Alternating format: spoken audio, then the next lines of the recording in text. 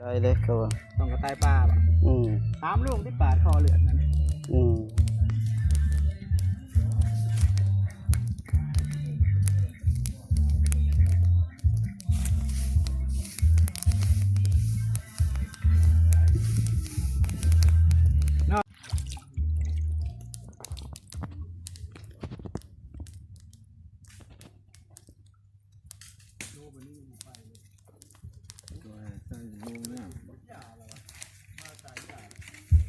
เบียกกินเลยเนาะ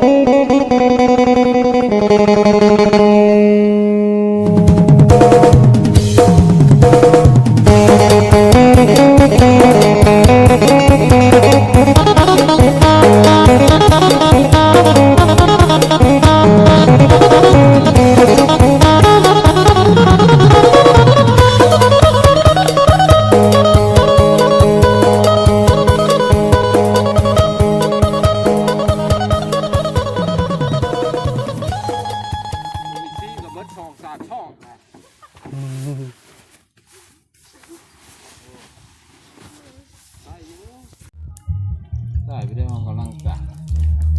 สายคดอยู่เนาะเลอรี่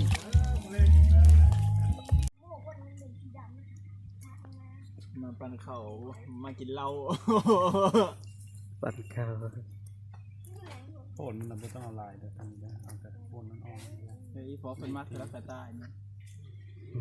พวกครัวกระต่ายเล้งเมียงกระต่ายธรรมชาติกระต่ายกินรสเอาไว้หมูนะสันไม่ซื้อไม่กินเยอะกินก็เอาแต่เหล้ากับเบมาหลายอยู่แล้วเนาะเหมือนไม่ได้เฮ็ดเงี้ยหมูหรือไงบุกไปนั่นปีหน้าก่อนเนาะต้องกินก็แบบเป็นเส้นเสร็จปะหน้าไปหอนไปยอกันเด้เขาหอนแต่มีเด้อยันเป็นข้าวมาบาสเท่านั้นแหละเขาหอนละติดง่ายนะใส่บ่ได้ยูฮันกับยูนี่บ่นี่คนปั่นข้าวนี่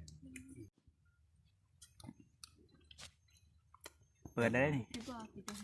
เห็ดเลิศแกข้าวดิผมมาชิมเนื้ออยู่ผมให้เดี๋ยวจะเป่ากันบ่อันเขาเพิ่นได้ร้อยสอบยันแอนี่เนาะแม่ก็ยังละเฮ็ดได้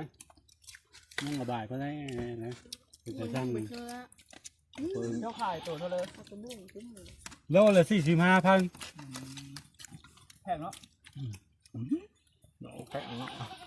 โลนึงจากโล กาปลาย โอ้มันไม่ได้ใช้แล้ว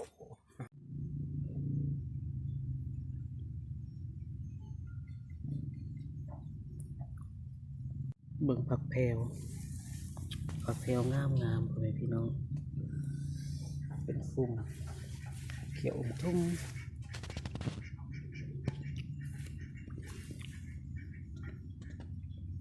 หุงกระดกเด็กหน่วยใหญ่ๆพี่น้องเอ้ยอุดมสมบูรณ์